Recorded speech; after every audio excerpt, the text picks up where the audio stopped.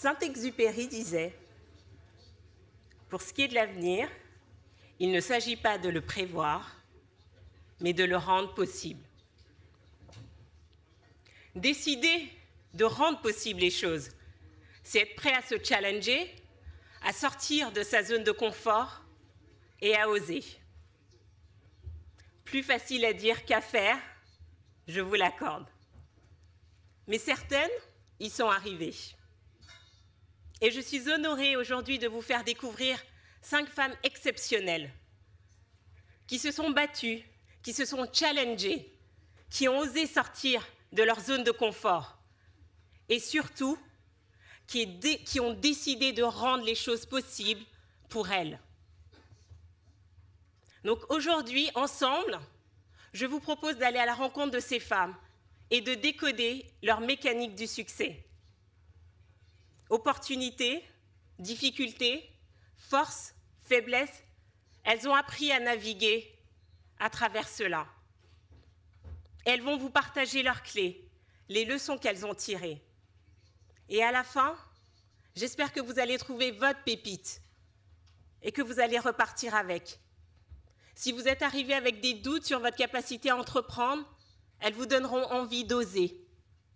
Si vous êtes dit « j'ose déjà », elles vont vous challenger à voir plus grand. Et si vous pensez que vous voyez déjà grand, elles vont vous pousser à relever de nouveaux challenges là où on ne vous attend pas. Car le plus important finalement, ce ne sont pas vos ambitions, ni vos objectifs, mais les personnes que vous devenez en les réalisant. Et accompagner le développement de l'Afrique, c'est aussi et c'est surtout accompagner le développement des individus. Donc sans plus tarder, j'aimerais appeler Neila Tazi. On l'applaudit bien fort, s'il vous plaît. Neila est la fondatrice de A3 Communication, une agence d'événementiel qui a fait se renommer il y a 20 ans en organisant le festival Gnawa d'Essaouira. Neila est également la numéro 2 du patronat marocain et la vice-présidente et première femme à présider la Chambre haute du Parlement. Ensuite, j'aimerais vous présenter Suzanne Belnoun.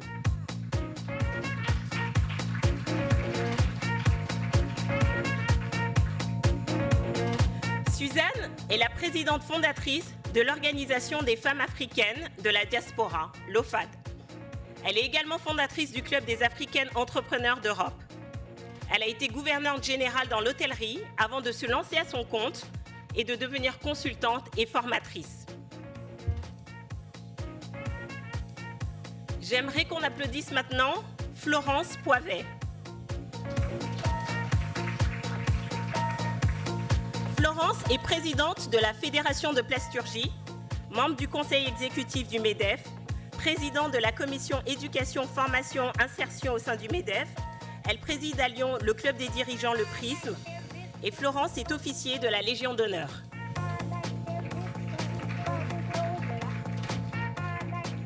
Wafa Lamiri. Wafa est la présidente du CJD.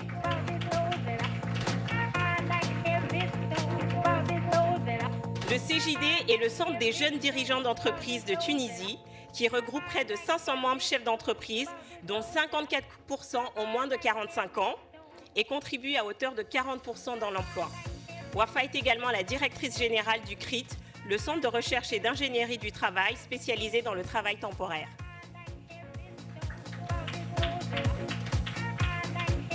Et enfin, Khadijat Abdulkadir.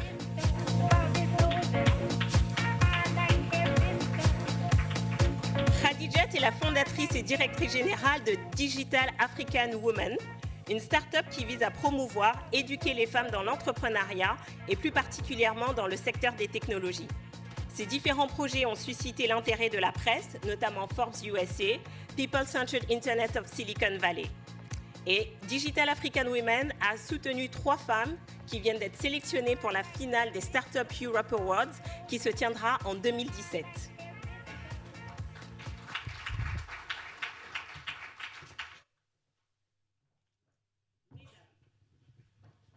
Je suis ravie de vous avoir ici. Préparer cette plénière a été vraiment un bonheur. Votre passion, votre enthousiasme, votre dynamisme étaient vraiment communicatifs. Et je me suis dit, la chance que notre audience va avoir aujourd'hui grâce à vos partages. La thématique, bien évidemment, c'est les femmes aujourd'hui, le futur, et plus spécifiquement le futur de l'Afrique. Et pour commencer, j'aimerais avoir votre vision de comment vous voyez cette évolution et quel rôle vous pensez que la femme va jouer dans cette trajectoire. Qui souhaite se lancer? Vous avez vos micros sur la table. Bonjour. Mesdames et messieurs, merci MEDEF pour cette invitation. Merci Farida de nous présenter de manière aussi brillante. Écoutez, lorsqu'on participe à un panel intitulé « L'avenir est à elle, le futur est à elle », je pense que le futur, on ne peut que l'entrevoir de manière extrêmement positive. En tant que femme africaine, en tant que femme maghrébine, arabe, en tout cas pour mon amie tunisienne et pour moi-même qui vient du Maroc, je pense que la femme est de plus en plus visible en ce qui concerne le continent africain. On les retrouve de plus en plus dans les cercles de décision, dans les postes de responsabilité. On est de plus en plus conscient de leur rôle dans le monde de manière générale et aussi en Afrique parce que les femmes ont un poids énorme dans la dynamique économique en Afrique, dans des domaines extrêmement importants dans les secteurs de l'économie comme l'agriculture et puis évidemment dans l'éducation des familles. Et les chiffres de la Banque mondiale et les chiffres des rapports internationaux le démontrent, le rôle des femmes est de plus en plus important et tous les pays aujourd'hui vont chercher de la croissance en Afrique, donc forcément les femmes ont un rôle essentiel à jouer. Et pour ce qui me concerne, je voudrais dire que mon parcours le démontre clairement en tant que femme marocaine, en tant qu'entrepreneur. J'ai démarré une entreprise avec 1 000 € de capital et je n'aurais jamais pensé accéder au conseil d'administration, encore moins à la vice-présidence d'une confédération patronale qui représente 88 000 entreprises au Maroc et donc qui est l'entreprise la plus représentative. Et nous vivons une expérience très particulière qui est extrêmement importante à souligner puisque le Maroc aujourd'hui est le premier pays dans le monde qui, au sein de son Parlement, réunit des groupes qui représentent à la fois, enfin un groupe qui représente les employeurs, donc le secteur privé, les entreprises, et des groupes qui représentent les syndicats. Donc dans l'élaboration des lois, dans les discussions sur le plan législatif, ça permet de tirer vers le haut toutes les questions d'ordre économique. Et en tant que femme, je suis fière de représenter le patronat au sein du Parlement. Et je pense que nous aurons l'occasion d'en parler et je m'arrêterai là. C'est que les réussites, les succès, chacun a sa définition du succès, chacune a sa vision du succès. En tout cas, ce qui est sûr, c'est que c'est une dynamique plus qu'un objectif et c'est tout ce qu'on peut inspirer aux autres femmes. Voilà.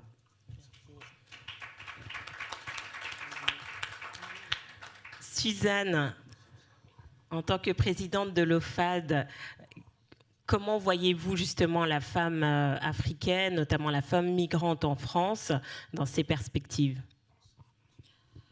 Merci Farida, merci, je remercie le MEDEF de nous avoir donné l'opportunité de faire entendre la voix de la diaspora féminine, parce que c'est un nouveau-né, hein, la diaspora féminine dans le monde de l'entrepreneuriat. Quand on parlait d'entreprise il y a encore quelques années, et même maintenant dans certains milieux, on ne voit pas la femme migrante. Donc je remercie le MEDEF d'avoir fait ce pas. Pour revenir à votre question, quel est le rôle de la femme, l'avenir africain, mais la femme a le rôle principal. Elle a le rôle principal à double échelle. Pourquoi? Parce que aujourd'hui, l'Afrique, c'est le continent de tous les espoirs du monde. Et le continent de tous les espoirs du monde, non seulement parce qu'il y a la croissance, mais parce qu'il y a une croissance démographique. Et cette croissance démographique ne sortira pas des usines.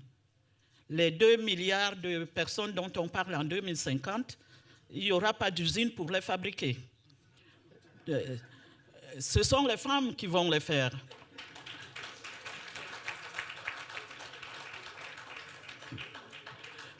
Donc, à partir de là, cela veut dire que si les femmes décident de ne pas le faire, toutes les projections vont être arrêtées.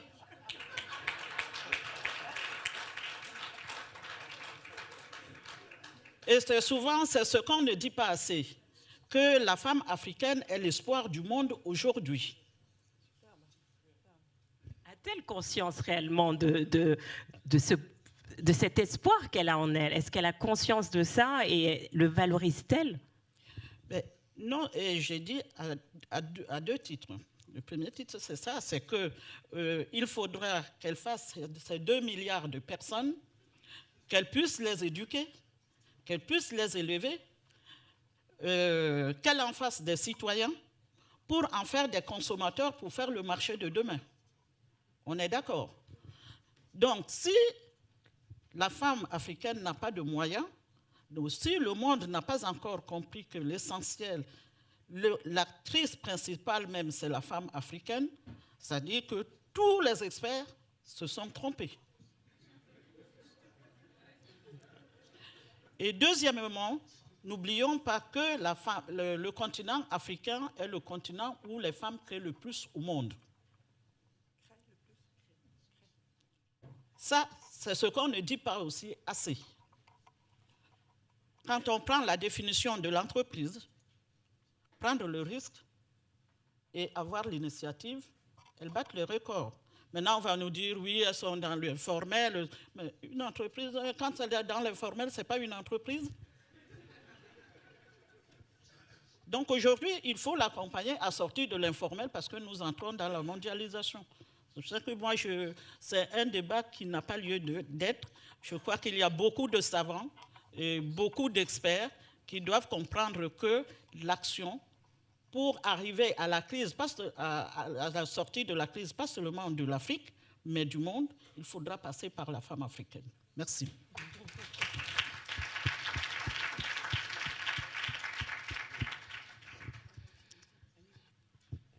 Vous voulez y aller, Wafa?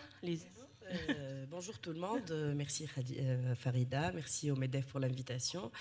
Écoutez, ce que je vais rajouter, en tout cas moi, en tant que président du Centre des jeunes dirigeants qui vient de Tunisie, donc un pays où effectivement qui a promulgué le code du statut personnel très tôt, en 1956, et qui a instauré l'égalité homme-femme dans plusieurs domaines. Hein. Il y a des choses encore à faire, y compris dans l'hérédité, etc. Mais ça, c'est un autre sujet. Mais en tout cas, j'ai la chance, si vous voulez, d'être né et de venir d'un pays qui a instauré réellement cette égalité homme-femme et avec le président Habib Bourguiba, notre leader, etc.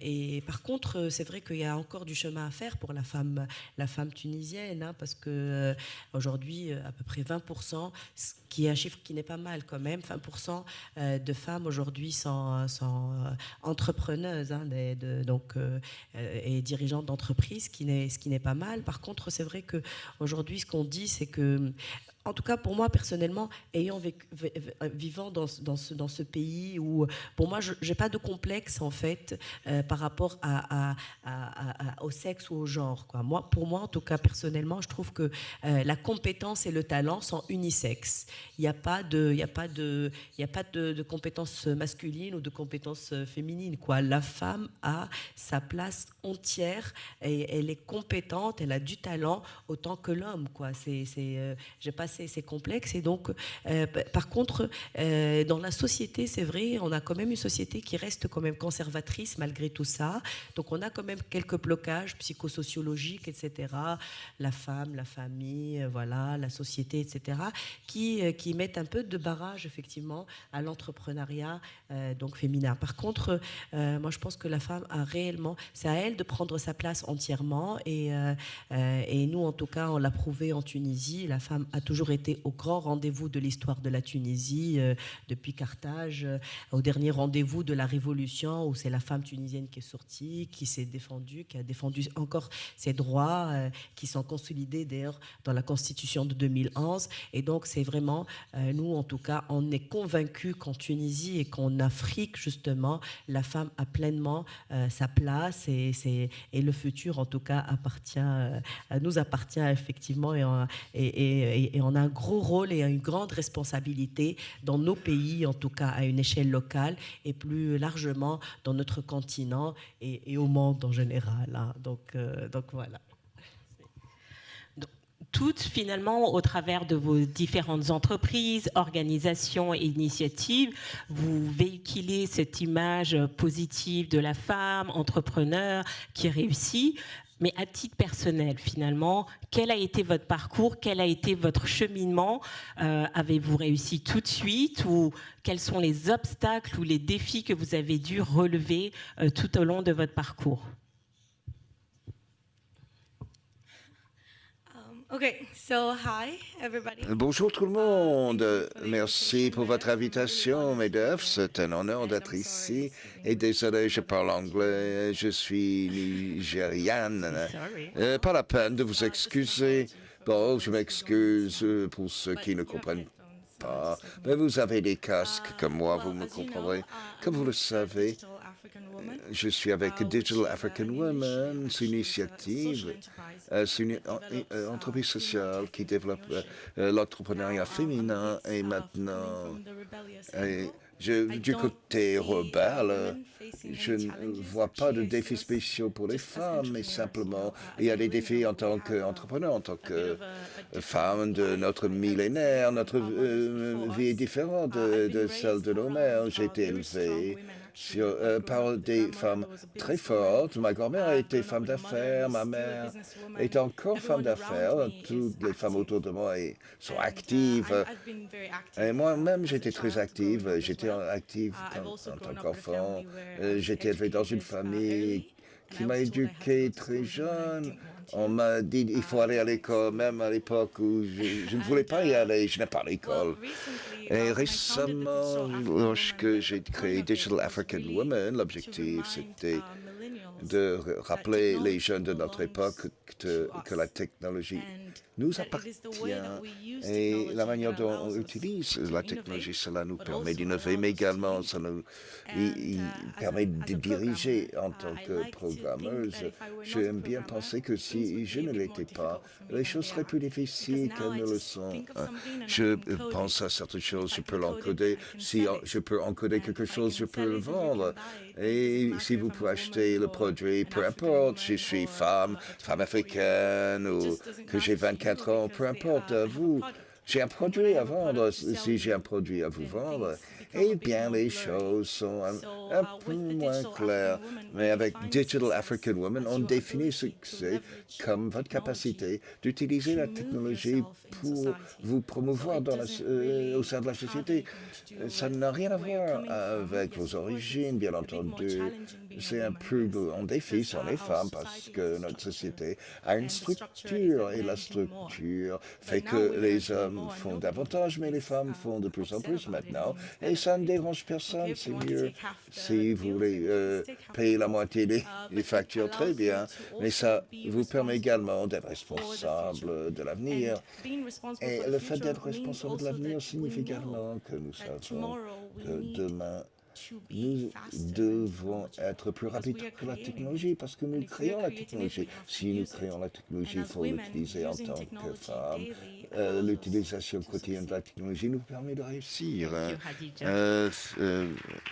Merci, Hadidja. Hadidja vient de quelque part nous dire que le fait d'avoir eu un environnement avec des femmes entrepreneurs qui l'ont encouragée, qui l'ont mentorée directement ou indirectement, finalement a été aussi une des raisons de sa précocité, puisqu'à 19 ans, si je me souviens bien, elle avait créé sa propre entreprise.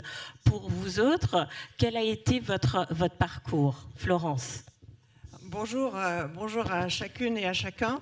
Moi, je suis une femme doublement heureuse ce matin. Heureuse que cette rencontre ait lieu, parce que je trouve que lorsqu'on échange entre nous et qu'on apprend à se découvrir, à se connaître un peu mieux, il y a des pépites en chacune des cultures, en chacune des personnalités, et ce que je viens d'entendre n'en est que le témoignage vivant. Et puis la deuxième raison pour laquelle je suis une femme heureuse et les yeux et le cœur encore plein d'étoiles, c'est que j'atterris à peine de mon 4e voyage en Éthiopie, ce pays au peuple en marche. Et dans ce peuple en marche, les femmes, oui, les femmes sont très en marche. Et quand je vous entends avec le caractère, avec l'énergie que vous avez, la première d'entre vous étant Farida, qui a lancé le sujet avec une énergie lumineuse absolument magnifique, et puis chacune d'entre vous, oui, j'ai aucun doute, les femmes d'Afrique sont en marche. Et elles ont... Alors je mesure combien le chemin est long, combien le chemin n'est pas facile et combien il faut une énergie d'autant plus renouvelée quotidiennement pour y arriver. Mais les tempéraments sont là, la volonté sont là, cette responsabilité de porter l'avenir du pays pour les enfants, pour les générations, est de toute évidence là. Et quand je vous entends ici à Paris, je me demande si finalement nos chemins sont si différents. Moi, je suis une enfant suisse qui n'avait pas le projet d'être entrepreneur. J'ai arrêté l'école, j'aimais pas l'école non plus. J'ai arrêté l'école à 18 ans. Et l'entreprise est venue complètement par hasard sur ma route. Je n'avais pas les 1 000 € pour démarrer l'entreprise. Donc j'étais à 0. Et c'est vrai que si je regarde derrière moi, je me dis, mais oui, tout est possible. Tout est possible. Et qu'est-ce qui, pour moi, a été fascinant dans cette aventure entrepreneuriale, et ce que j'ai envie, avec enthousiasme, de pouvoir dire et redire, c'est que l'aventure humaine d'une aventure entrepreneuriale, c'est enthousiasmant. Et que cet étonnement qu'on a soi-même d'avancer, eh bien, c'est quelquefois magique. Il y a des choses magiques qui se passent quand on se dit que chacun de ceux et celles qui sont avec nous, et on va dire en particulier de celles qui sont avec nous, eh bien, elles sont capables de se dépasser, chacune d'entre elles, si on leur en laisse l'espace. Donc oui, l'aventure entrepreneuriale, elle vaut 1000 fois la peine, elle est possible à tous et à toutes, mais elle a cette richesse parce que c'est une aventure d'hommes et de femmes. Et Dieu sait si l'Afrique a des hommes et des femmes, surtout, d'immense qualité. Donc oui, j'y crois, très fort.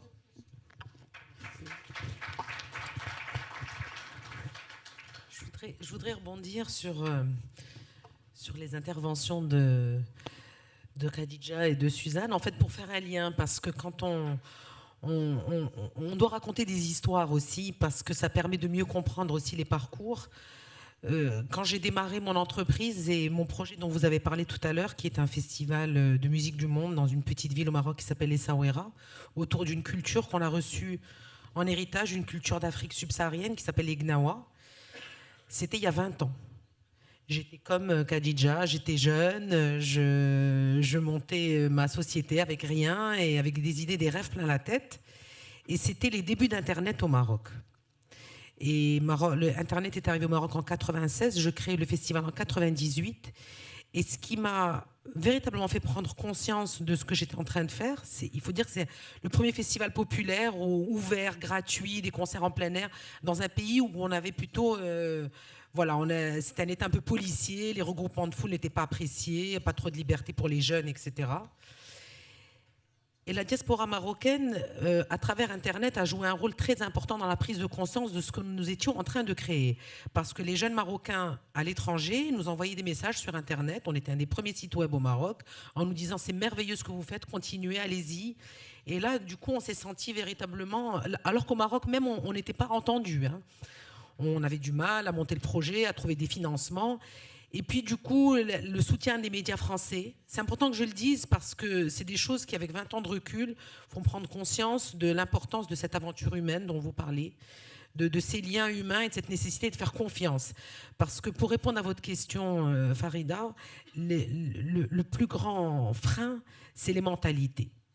Voilà, localement, quand on est jeune entrepreneur et encore plus quand on est femme, il faut véritablement bousculer les mentalités et dire qu'on a des choses à apporter à notre société, on a des projets importants qu'on peut réaliser, qui peuvent créer de l'emploi, qui peuvent créer de la dynamique économique, qui peuvent créer de l'ouverture, de l'image pour nos pays, Voilà, donc c'était pour faire le lien entre la diaspora, l'Internet, les nouvelles technologies, et 20 ans après, avec du recul, se rendre compte de tout ce que ça a pu enclencher. Il faut dire que c'est un événement qui est devenu très important au Maroc, qui a fait la démonstration que par la culture, qui est vraiment le parent pauvre de nos politiques publiques, on peut créer du développement économique, qu'on a un patrimoine culturel qui est fondamental. Ça crée un lien avec l'Afrique subsaharienne sur le plan culturel, très fort.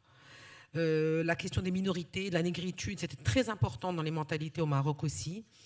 Et puis aujourd'hui, nous nous battons pour l'inscrire au patrimoine mondial de l'UNESCO. Donc 20 ans après, c'est vous dire le chemin parcouru et comme l'aventure humaine est belle.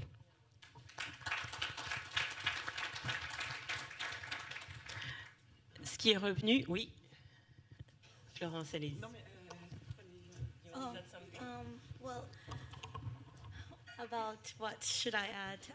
Qu'est-ce que je pourrais ajouter? Bien, je pourrais dire que, en ce qui me concerne, en tant que femme africaine, je pense qu'il est essentiel d'être représentée non seulement en Afrique, parce que l'une des choses principales que j'ai remarquées, c'est que lorsque je vais en Afrique, je suis africaine, et il y a des femmes africaines absolument exceptionnelles.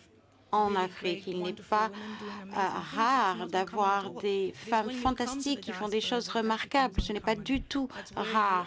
C'est lorsqu'on parle à la diaspora que cela semble rare. Mais lorsque je vais au Nigeria, je suis vraiment impressionnée par le nombre de femmes qui sont ambassadeurs, ministres ou entrepreneuses. Il n'y a rien de nouveau que d'avoir des femmes dans le leadership. La seule chose, c'est dans la diaspora. Les seules choses nouvelles, c'est dans les diasporas. Donc, il faut que l'on discute non seulement ce que l'on peut faire en Afrique, mais également ce que l'on peut faire donc, dans la diaspora pour que les femmes aient autant d'impact que les femmes africaines en Afrique.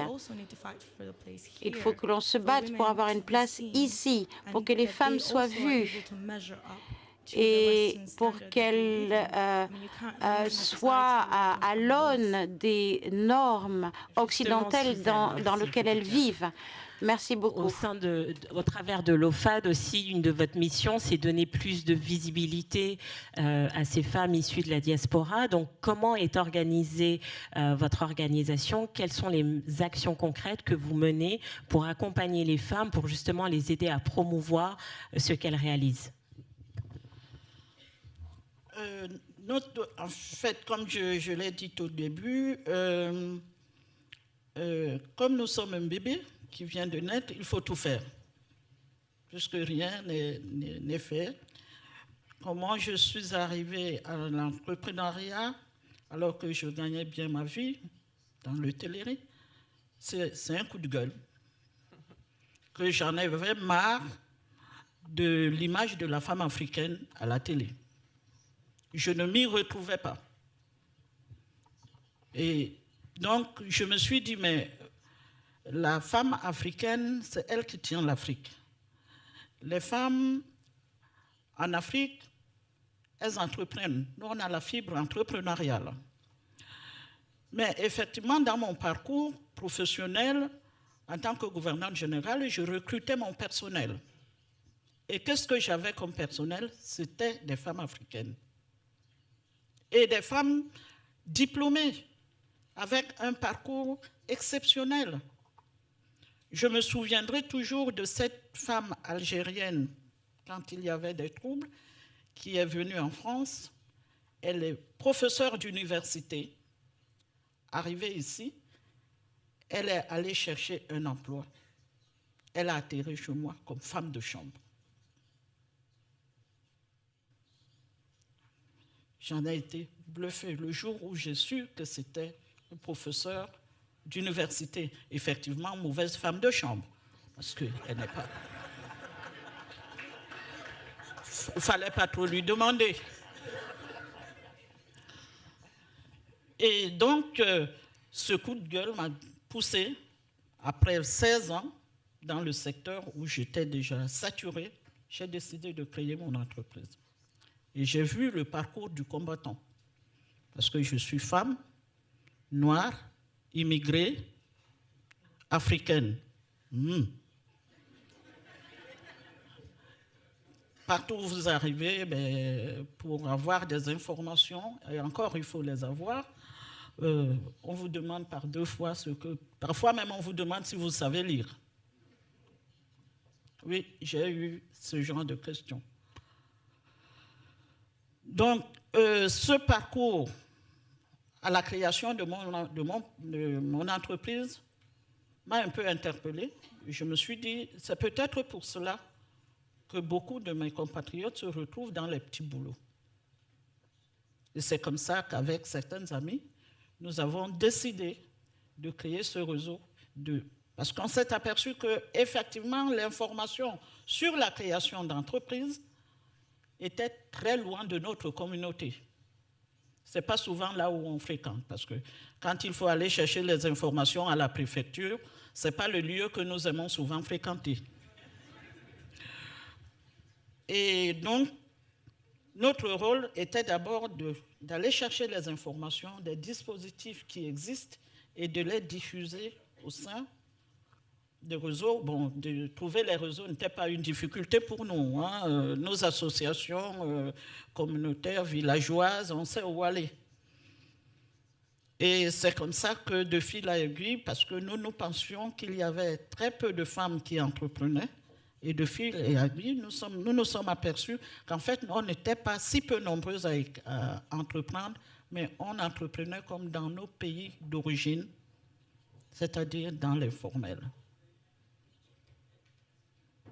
Et donc, c'était un autre parcours, sensibiliser les femmes, les informer de dispositifs qui existent, du danger de l'informel et les accompagner à sortir de l'informel vers le formel.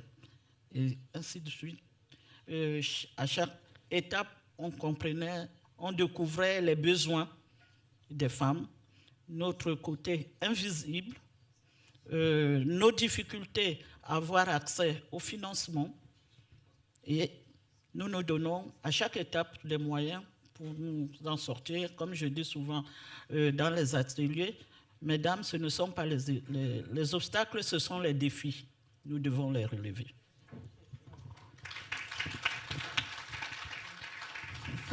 Farida, j'ai une question pour Khadijat. Parce que dans ce peuple en marche que j'ai vu pendant 10 jours, la différence avec mon précédent voyage il y a 6-8 ans, c'est que globalement les gens portaient toujours pas de lunettes, mais par contre, combien d'hommes et de femmes avaient un téléphone portable, en particulier dans les villes, les grandes villes ou les petites villes. Et l'enfant, certes, je suis une autodidacte, mais je suis née en Suisse, un pays dans lequel la formation professionnelle, l'apprentissage, de faire en apprenant et d'apprendre en faisant tout au long de sa vie est quelque chose d'important. Je me suis dit, pendant ces 8 jours, il y a, grâce aux technologies, potentiellement une chance formidable pour l'Afrique de prendre une longueur d'avance sur nous en termes d'éducation. Nous, on sent venir en France un changement de paradigme dans l'éducation même des petits-enfants, mais bien sûr encore plus dans la scolarisation, de la professionnalisation de nos jeunes. C'est qu'on va sortir du schéma où il y a un sachant et puis en face des apprenants pour aller vers un schéma de communauté apprenante. Et pour ces centaines de millions de petits bébés que les femmes d'Afrique vont créer, il faudrait 1 million d'instituteurs. Mission impossible. Donc, ce nouveau schéma, grâce au digital, où en fait, un peu partout, des communautés apprenantes se créent, et puis c'est un animateur de communauté. Et on imagine combien ça peut être formidablement riche. Quand j'allais dans des écoles la semaine dernière, je voyais ces jeunes filles avec toute leur malice, avec toute leur énergie, toute leur joie, de se dire qu'elles vont apprendre en apprenant entre elles, en s'enrichissant mutuellement et en ayant quelqu'un qui coordonne leur apprentissage.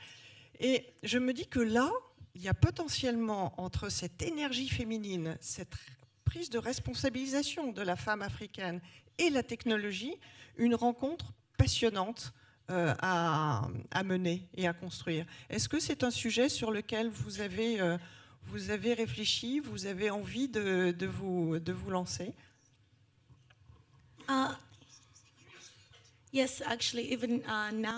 Oui, même maintenant, c'est ce que je fais avec les femmes africaines numériques. C'est une prise de conscience, mais c'est aussi une entreprise. Et notre travail se concentre directement sur la façon dont on peut aider les femmes à utiliser la technologie. Plus récemment, on a travaillé avec des entrepreneurs. Je suis allée en Côte d'Ivoire récemment et en fait, il y avait 2500 entrepreneurs sur cette plateforme et c'est vraiment fantastique parce qu'ils font beaucoup de choses dans l'agriculture et aussi d'autres choses. Comme vous le savez, on essaie de se diversifier. J'ai remarqué qu'aucune d'entre elles n'avait de site web. Elles n'étaient pas du tout présentes en ligne, mais elles avaient toutes un téléphone mobile. Certaines avaient même un iPhone. Et je leur ai demandé, mais qu'est-ce que vous faites avec votre iPhone? Et elles disent, ouais, j'appelle. Avez-vous déjà pensé à utiliser Facebook pour votre site web, pour votre société, même maintenant? Et ce sont des choses auxquelles elles ne pensent même pas. Et les gens se trompent lorsqu'ils pensent que les Africains n'ont pas accès. C'est pas le cas, ils ont accès, mais il faut donc que l'on soit conscient qu'il n'y a pas besoin d'instructeurs. Nous avons des iPhones. Il faut simplement comprendre comment utiliser son iPhone correctement. Avec Internet arrivent les dangers d'Internet. Donc, vous avez de jeunes filles avec des cell phones. Qui va leur apprendre à utiliser ces téléphones correctement? Et qu'en est-il du e-learning? Autant de questions qui émergent. Ce que nous faisons à l'heure actuelle, c'est d'apprendre aux professeurs.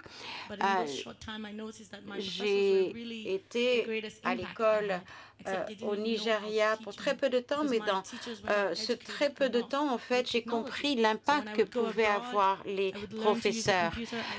Et je peux comprendre aussi l'impact qu'aurait la technologie, parce qu'avec la technologie, je peux même en savoir plus que mon professeur. Je pense que la chose la plus importante, c'est d'éduquer nos professeurs afin qu'elles puissent éduquer les jeunes, parce que lorsqu'ils reçoivent un téléphone, la plupart du temps, ils ne savent pas vraiment comment l'utiliser.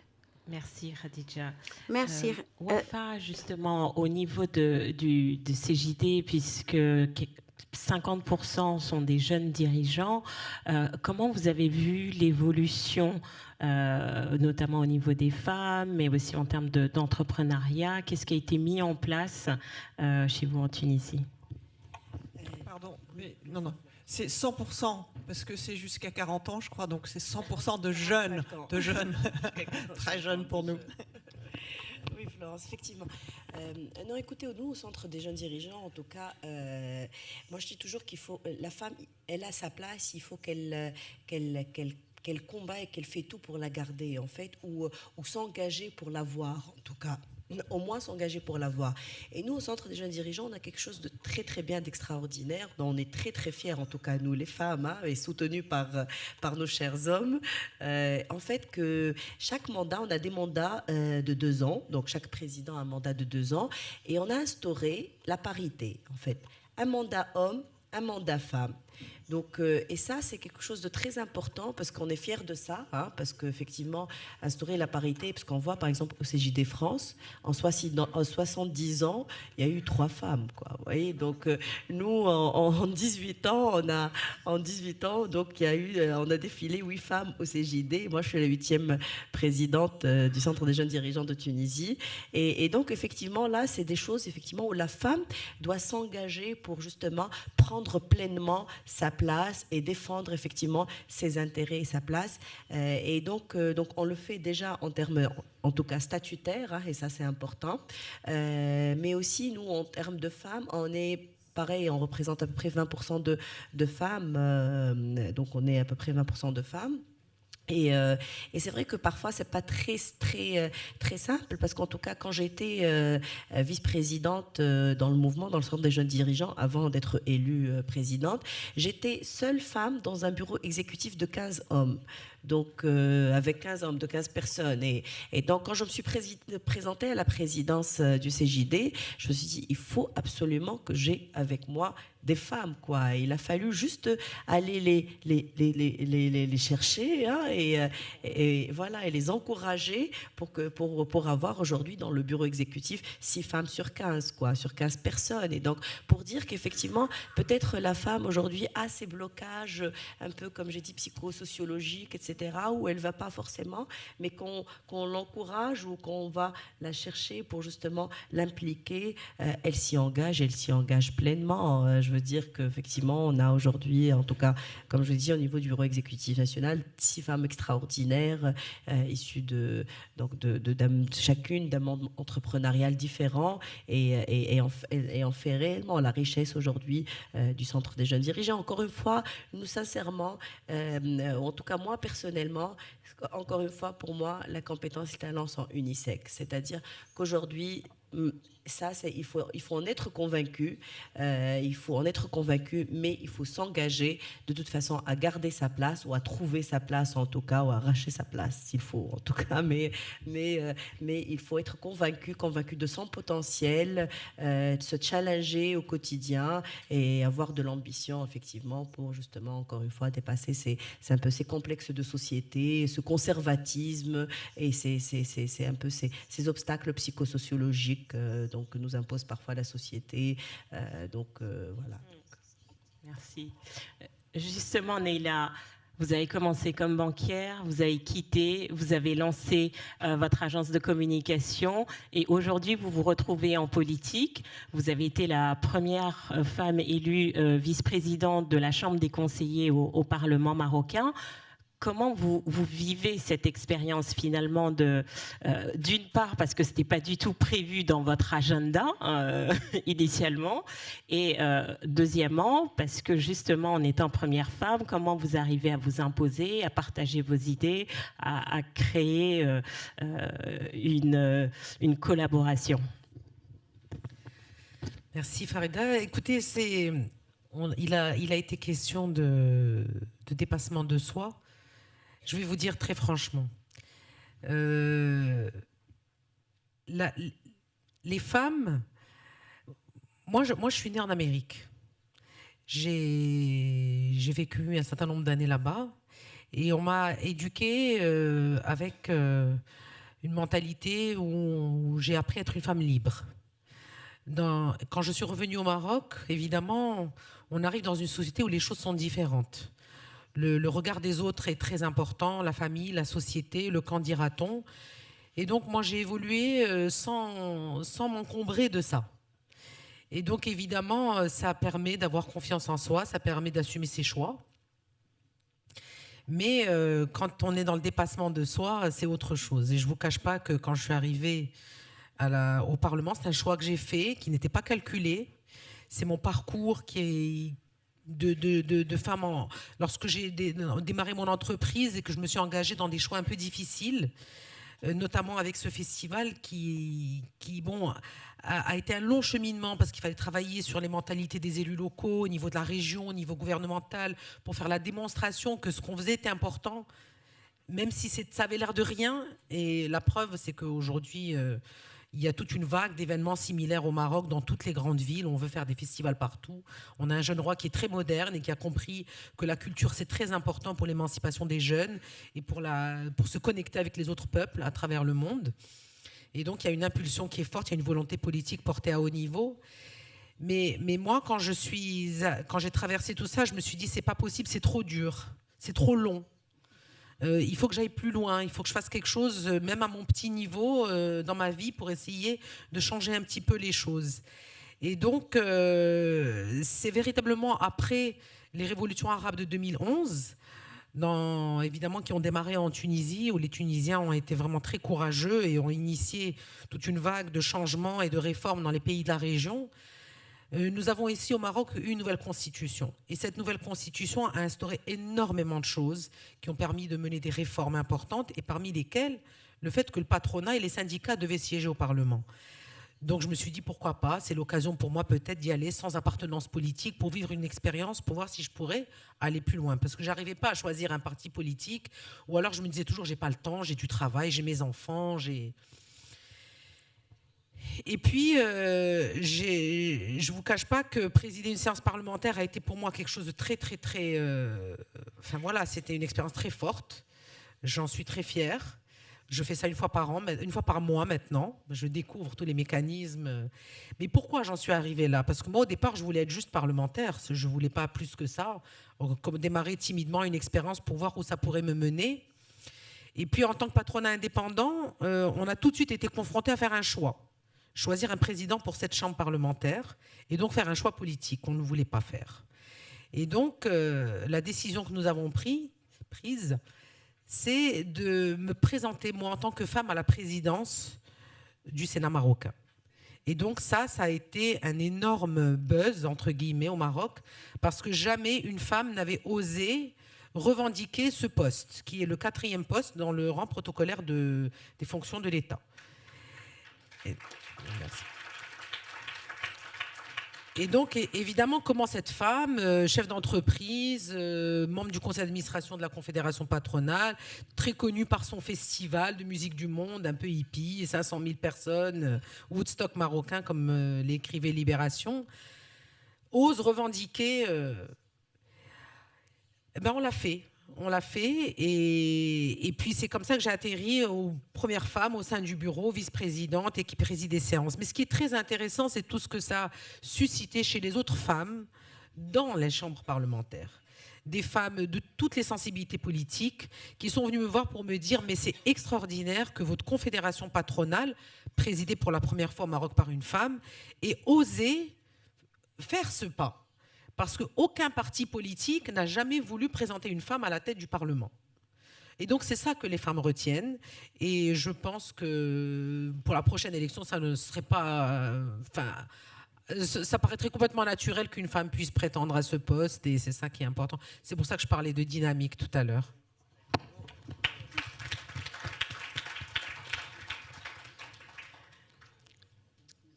Vous venez de mentionner le fait de gérer aussi, d'organiser différentes casquettes, celle d'être épouse, d'être mère, d'être chef d'entreprise, parlementaire. Comment vous faites, mesdames? Qui veut se lancer?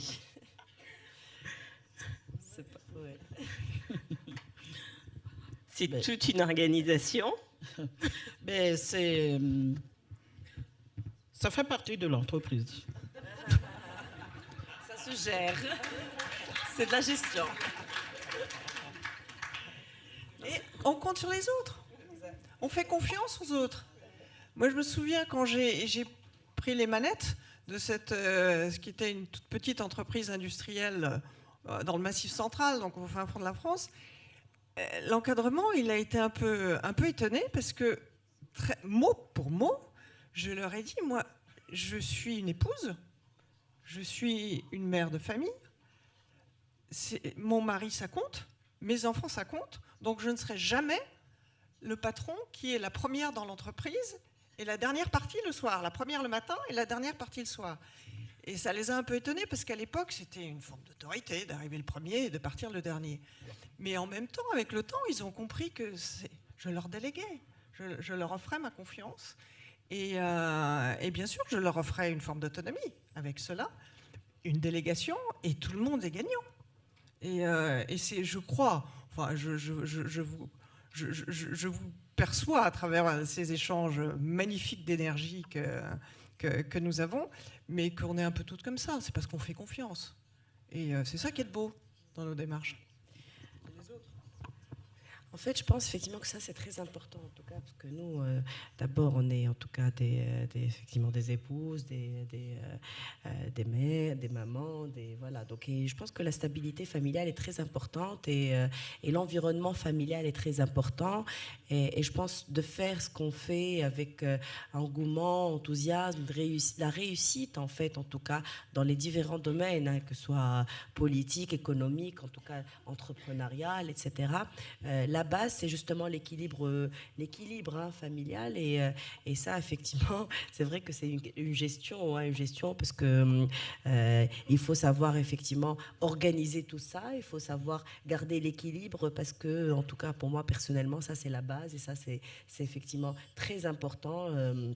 Très important, et donc c'est important d'avoir un mari engagé qui vous croit aussi en vous, une famille qui croit en vous, qui vous encourage dans ce que vous faites, et ou en tout cas vous les responsabilisez aussi, et pour qu'ils vraiment croient en vous et croient en vos ambitions, et vous encouragent dans ce que vous avez envie de faire. Et donc ça, c'est important pour justement garder cet équilibre familial, parce que vous savez, nous, en tout cas dans nos pays, en tout cas dans mon pays Tunisie ou en Afrique en général, qu'on le veuille ou pas, on n'a pas vraiment les moyens, quand peut-être des pays comme les États-Unis, où on voit tout est disponible, les crèches en dessous en tout cas dans les Silicon Valley, qu'on voit les crèches en dessous des entreprises. Enfin, il y a quand même un écosystème ou un environnement vraiment favorable pour la femme, pour pouvoir vraiment travailler tranquillement, etc. Nous, enfin, on l'a pas, donc c'est toute une organisation,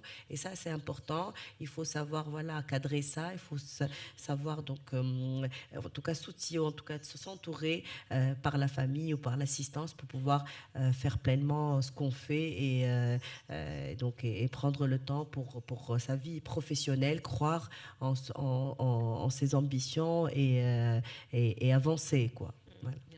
Donc Suzanne, je sais qu'au sein de l'OFAD, vous avez mis en place un dispositif original pour encourager les hommes à soutenir leurs femmes qui font partie de votre organisation. Dites-nous-en un peu plus. Pardon. J'ai dit tout à l'heure que c'était une entreprise, et je le dis souvent dans les ateliers, je dis aux femmes, vous avez le projet, mais la famille, c'est l'espace idéal pour s'exercer à la négociation. L'époux, c'est le premier partenaire où on s'exerce si on est bien négociatrice ou pas, voilà. Quand on a conquis celui-là, on peut aller. Et donc, et quand on arrive à le conquérir, nous avons pensé au sein de l'OFAD, nous nous sommes dit, on parle souvent de tous. Nous sommes dans une société aujourd'hui où on met beaucoup en avant ce qui est négatif, mais pas assez ce qui est positif. Alors que moi, j'aime bien prendre la vue du bon côté. Et donc, nous nous sommes dit, ces femmes, nous, les femmes qui arrivons à réaliser nos rêves, nos folies même parfois, et tout simplement parce que l'homme qui est dans la maison vous a permis d'y arriver. Mais cet homme-là, on n'en parle pas assez. Quand on voit les budgets qu'on met sur la violence faite aux femmes, et on ne pense pas à ces hommes qui ne sont pas violents.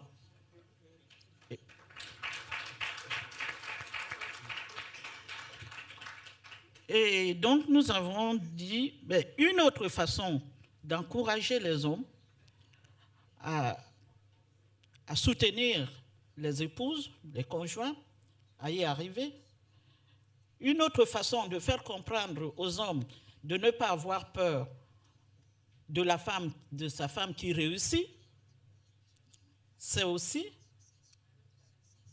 de le récompenser d'avoir joué ce rôle.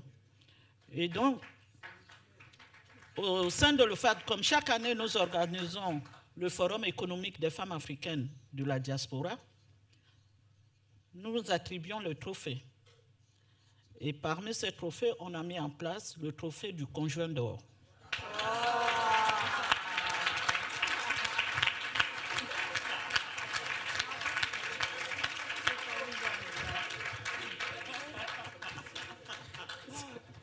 Et je peux vous dire que ça marche. Parce que pendant toute l'année, ces hommes qui viennent souvent récupérer leurs femmes dans le... Ah, Madame Belnoun, vous voyez, hein, le prochain trophée, c'est moi. Hein?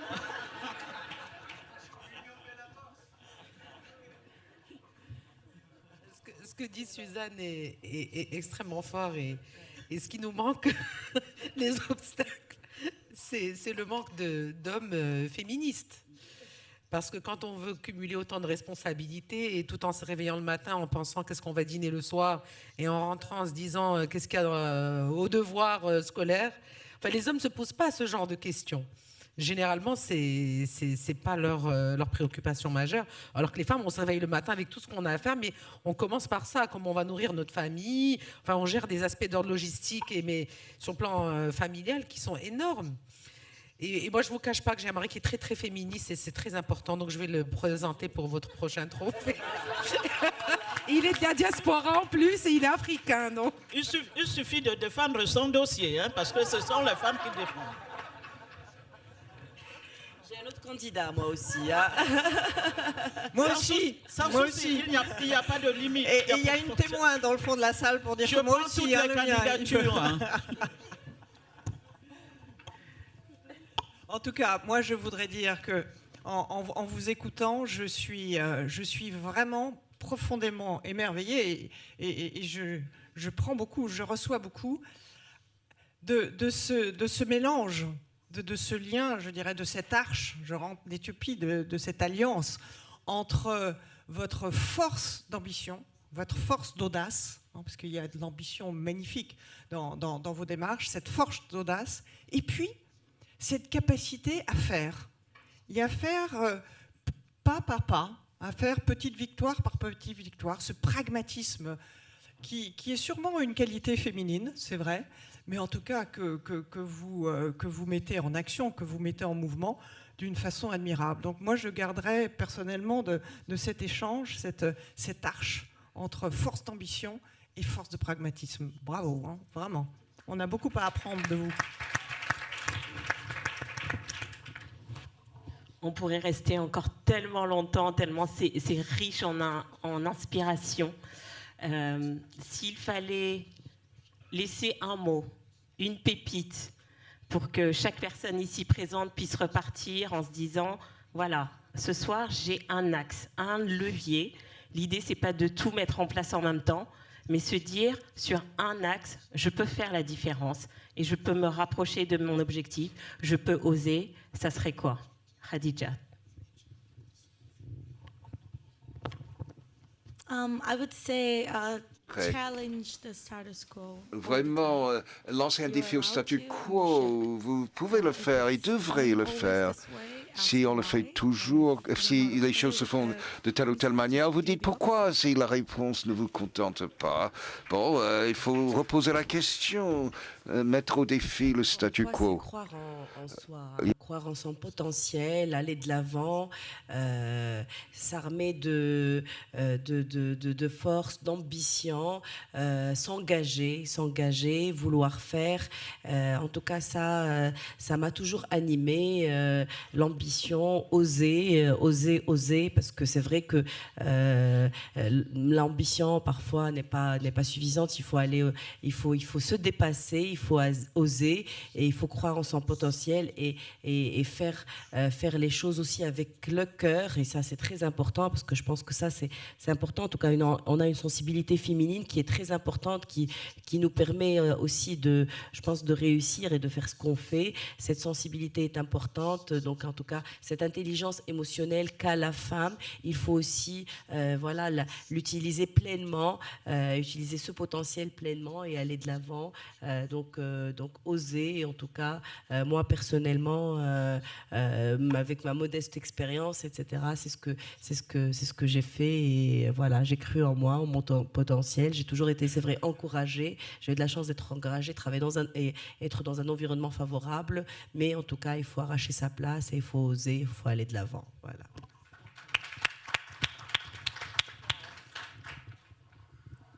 Personnellement, j'ai trouvé une chance formidable d'être autodidacte.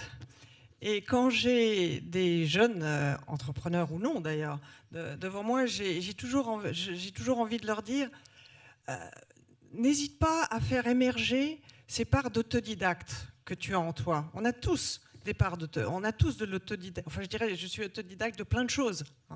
Quand Pierre Gattaz m'a confié la réforme de la formation professionnelle, je ne savais pas, j'avais jamais négocié avec une organisation syndicale, je ne connaissais pas le sujet, donc j'étais une totale autodidacte et ça a été une aventure formidable. Donc oui, il faut laisser émerger ces parts d'autodidacte que l'on a en nous.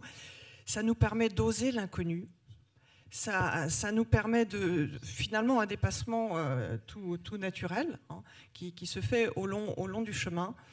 Et puis dans cette, je dirais, dans cette audace de l'inconnu, du coup, faire émerger chez l'autre aussi ces parts d'autodidacte qu'il a pour lui permettre l'étonnement, et puis que étonnement plus étonnement, eh bien, ce sont des pépites, c'est de la magie, c'est des choses inattendues qui se trouvent sur nos chemins, et c'est à partir de celle-là que, hop, on rebondit et que l'énergie se ressource.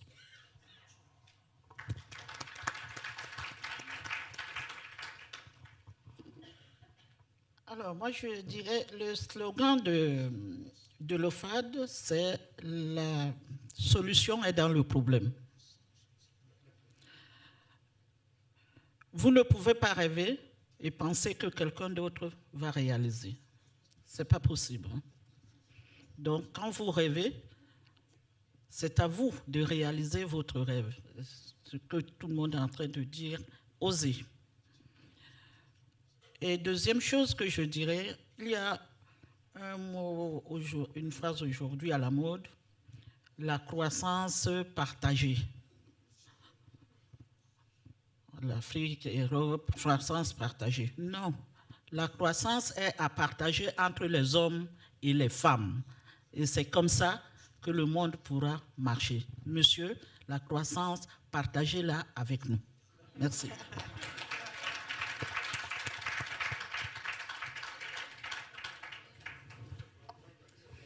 Suzanne parle de croissance, moi je parlerai de confiance. Parce que la confiance, c'est le début de tout, c'est le socle de tout. Quand on décide de faire confiance à quelqu'un, de lui donner sa chance, et en même temps, on donne à la personne la possibilité d'avoir confiance en elle-même. Comme disait Florence, on a l'impression que quelque chose est impossible, et puis quand on vous donne cette chance, on vous fait confiance, ben vous réalisez que c'est possible. Et le terme confiance chez nous au Maroc, il est très fort depuis 2 ans à peu près. Quand, vous savez que le roi Mohamed VI mise beaucoup sur le partenariat Sud-Sud. Il a prononcé une phrase très forte qui nous a beaucoup motivés. C'est l'Afrique doit faire confiance à l'Afrique. Parce que c'est vrai que dans notre région d'Afrique, dans le Maghreb, on ne se sentait pas tellement africain. Pendant longtemps, on était tourné vers le monde arabe, vers l'Europe, l'Occident, et pas assez vers l'Afrique. Et cette phrase, elle a déclenché quelque chose. Et donc, on est content aujourd'hui de voir que aussi l'Europe fait confiance à l'Afrique, l'Occident fait confiance à l'Afrique. On voit de plus en plus de regards qui se tournent vers l'Afrique et vers les femmes africaines qui ont un rôle essentiel à jouer. Et donc, il faut que les hommes africains fassent plus confiance aux femmes africaines. Voilà.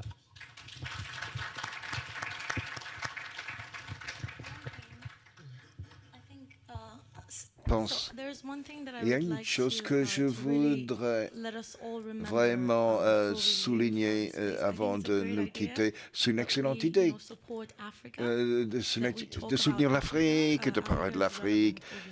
Évidemment, l'Afrique est pertinente, mais il y a une immense Afrique dans la diaspora. Il faut constamment garder à l'esprit cette diaspora africaine, comment utiliser les Africains qui en ont ici pour améliorer l'Afrique que nous espérons.